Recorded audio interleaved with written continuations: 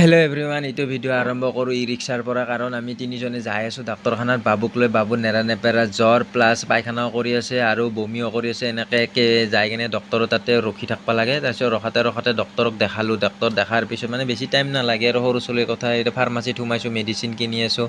Medicine কিনি আনি কেনে মানে মেডিচিনখিনি খুৱাব লাগিব না। ৰাতি মেডিচিনখিনি খুৱাওঁতে বহুতে জ্বালা কালা মানে নাখায়, জোৰ জবস্তি এনেকৈ খুৱাব লগা হয়। তাৰপিছত ৰাতিপুৱা অকণমান সুস্থৰ ফালে আহিছে।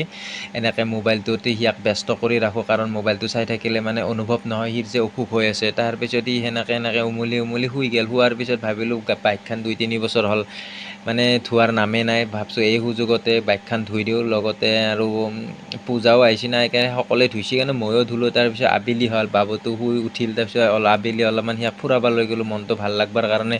ৰাতি আৰু অলপমান মানে সুস্থৰ ফালে আহিছে, অলপ খোজ কাঢ়িব পৰা হ'লে। এনেকৈ উমলি থাকোঁ। মানে নেক্সট ভিডিঅ'ত লগ পাম। Bye bye.